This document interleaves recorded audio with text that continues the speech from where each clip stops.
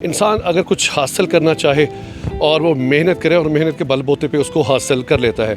किसने मशवरा दिया था अच्छी खासी नौकरी छोड़ के ये ढाबा चलाने का? ये ढाबे का प्लान जो है ना, ये बगैर मशवरे से मैंने किया। सीडीए वालों ने तंग नहीं किया? सीडीए वालों ने तंग वो रिश्ते वाली क्या बात हुई थी? मुझे तो फिर चढ़ा गुस्सा। मैंने कहा आंटी मुझे आप इधर नजर ना आए। अम्मा जी के अलावा किसी दिल फेंका? बहुत ज़्यादा डेफिनेटली। लाइनें लग जाती हैं। देखें पाकिस्तान है तो डेफिनेटली हाँ। खवातीन को क्या पैगाम देंगी अगर वो कुछ करना चाहें? मैंने ये खोखा खोला तो मेरी अम्मी ने भी ये कहा कि शाबाश। भाइयों ने भी काफ़ी गुस्सा किया होगा। हाँ भाई, तो मेरे जो है मीडिया को तो देख के तो ऐसे मुझे इधर आता था तो ऐसे देखता था। मैंने कहा कुछ नहीं होता, मैं कोई गलत बात नहीं करी, तुम बैठो देखो। लेकिन हाँ डेफिनेटली देखें, मैं भी एक मिडिल क्लास फैमिली से। MYK न्यूज की वीडियोस देखने के लिए हमारा चैनल सब्सक्राइब कीजिए और बेल आइकॉन को क्लिक कीजिए ताकि आप हमारी आने वाली वीडियो से बाखबर रह सकें।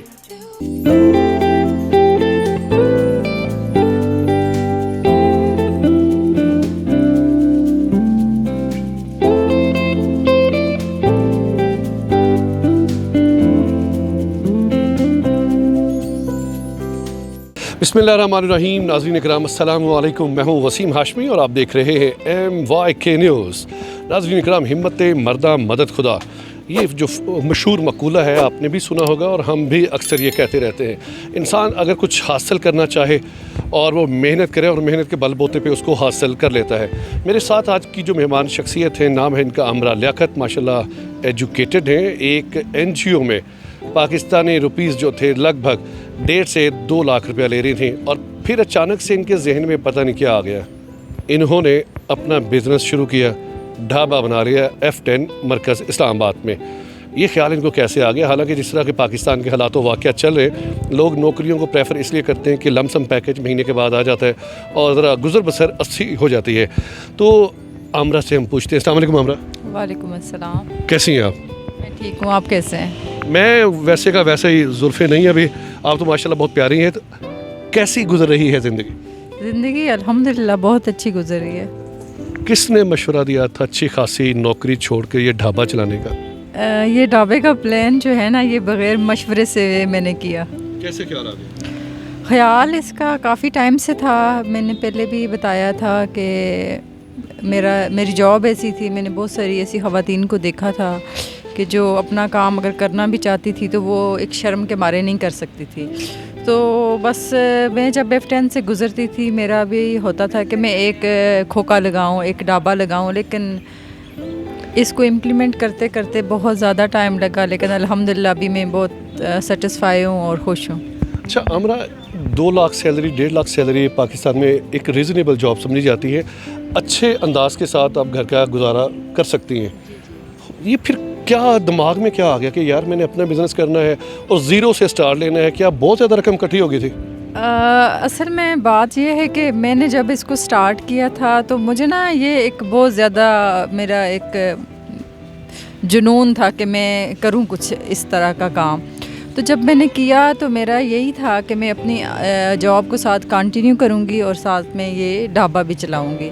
लेकिन अल्हम्दुलिल्लाह जब मुझे ये फ़ील हुआ, क्योंकि मेरा भी बिज़नेस में फ़र्स्ट एक्सपीरियंस था, जब मुझे ये फ़ील हुआ कि जो मैं टाइम लगाती हूँ, चाहे मैं लाख लेती हूँ, 1.5 लाख लेती हूँ, 2 लेती हूँ, 2 से ज़्यादा भी लेती हूँ, अगर वही टाइम जो है मैं अपने ही कारोबार में लगाऊंगी तो मुझे ज़्यादा फ़ायदा होगा। और अगर मुझे कम भी हुआ तो भी एक वो आपका जब अपना बिज़नेस होता है वो ग्रो करता है टाइम टू टाइम।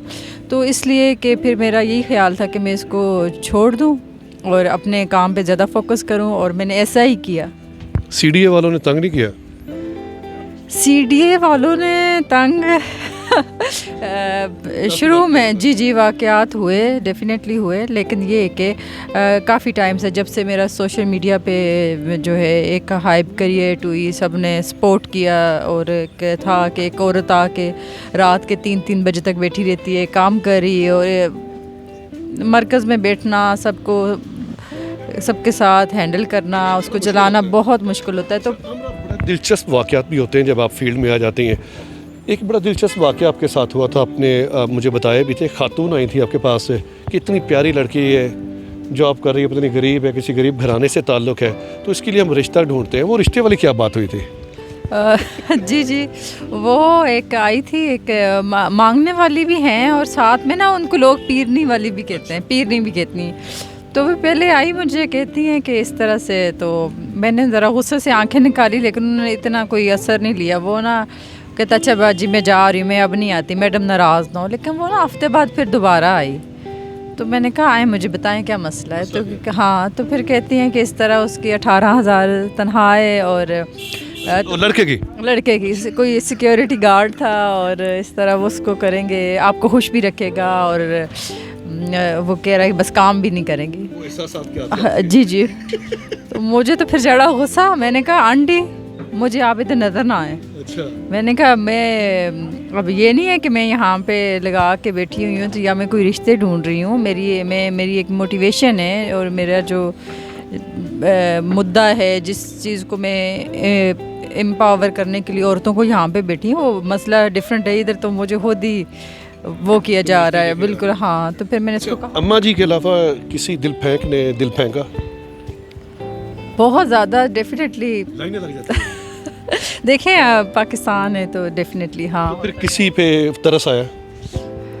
नहीं, तरस नहीं, शायद छोटी एज होती तो शायद होता है कि आप हो जाता, लेकिन मैं ना एक मेच्योर हूँ और एक प्रॉपर एक प्री प्लान के साथ आके बैठी हूँ। तो मुझे पता है कि यहाँ पे लोगों ने आना है और मैंने आमरा ने बैठ के इधर सर्वाइव करना है, उन लोगों को हैंडल भी करना है।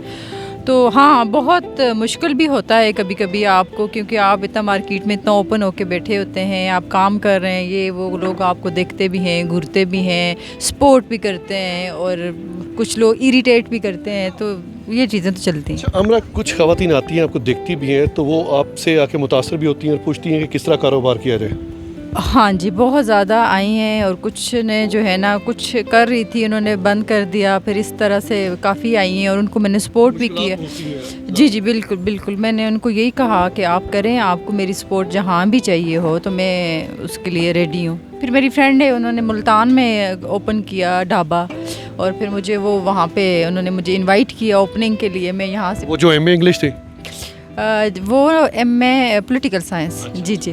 तो फिर वहाँ मैं गई, उनकी ओपनिंग वगैरह कराई है। यहाँ से मैं एक दो अपने फ्रेंड्स को भी साथ लेके गई, मैंने कहा ताकि हम जाके टाइमली वापस भी आ जाएं। और ये तब की बात है, तब मुझे सोशल मीडिया पे कोई जानता ही नहीं था। मैं तब जाके उसकी ओपनिंग करा के आई और वापस आई हूँ तो 2 दिन बाद जो है मेरी वीडियो जो है वायरल थी और कॉल्स पे कॉल्स आ रही थी। जी जी। अच्छा अमरा, बहुत सी ख़वातीन ऐसी हैं घरों में, मौजूदा हालात पाकिस्तान के आपके सामने हैं, आटे के लिए लंबी लंबी लाइनें लगानी पड़ती हैं, तो उन ख़वातीन को क्या पैगाम देंगी अगर वो कुछ करना चाहें, किस तरह बिज़नेस को स्टार्ट करें?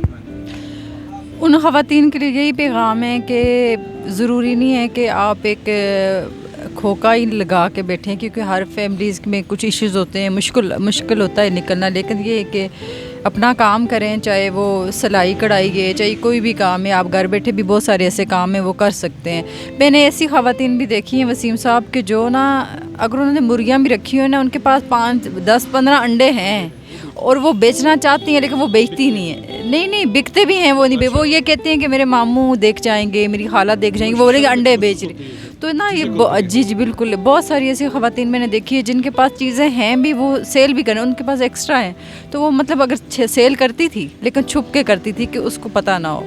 तो मेरा यही है कि जब मैंने ये खोखा खोला तो मेरी अम्मी ने भी ये कहा कि शाबाश। भाइयों ने भी काफ़ी गुस्सा किया?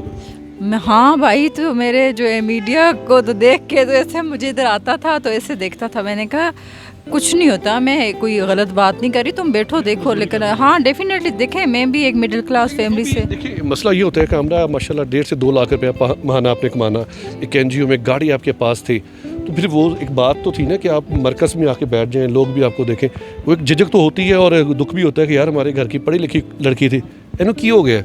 बिल्कुल ऐसा ही था। मेरी अम्मी भी मुझे कहती थी कि तुम्हारा दिमाग ठीक है, ये तुम क्या कर रही हो ना।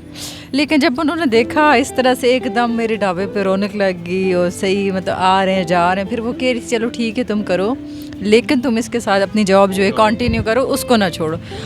जब मैंने जॉब छोड़ दी तो वो एक और इनके लिए एक नया हाँ शोशा था कि। चलिए ये बताइएगा आपकी स्पेशलिटी इस ढाबे की क्या है, और ये भी बताइएगा कि डेली की अर्निंग कितनी हो जाती है? जी, हमारी जो है कश्मीरी चाय जो है सबसे ज़्यादा यहाँ पे सेल होती है। कश्मीर, हाँ जी जी, क्यों नहीं, ज़रूर। कश्मीरी चाय, गोलगप्पे जो है ना, ये बहुत ज़्यादा मैंने बेचे हैं। इवन के अगर बारिश में बात करूँ तो आप यकीन करें कि ये सारा मरकज़ में मज़ाहिर वो हमारी आउटसाइड जगह है, तो लोग ना फिर गाड़ियों में भी आके कहते थे कि वो जो कश्मीरी बंदी ये चाय बना रही है तो वही चाय चाहिए। आज़ाद कश्मीर से इनका ताल्लुक़ है। और आखिरी जो एक सवाल है, काफ़ी दोस्तों ने मुझसे पूछा था कि पूछिएगा आमरा लियाकत से कि वो सिंगल से डबल कब हो रही हैं? ये तो अभी नहीं पता, जब अल्लाह को मंजूर हुए। कमिटेड हो चुकी? नहीं, अभी नहीं। तो हसरतें अभी आपकी मान ना होने पाए। आमरा, आपका बेहद शुक्रिया। Thank you so much. नाज़रीन, ये था हमारा आज का प्रोग्राम जो आप देख रहे थे। इसी तरह की दिलचस्प स्टोरीज देखने के लिए MYK न्यूज़ को लाइक करें, सब्सक्राइब करें। कैमरामैन साकिब के साथ वसीम हाशमी, इस्लामाबाद।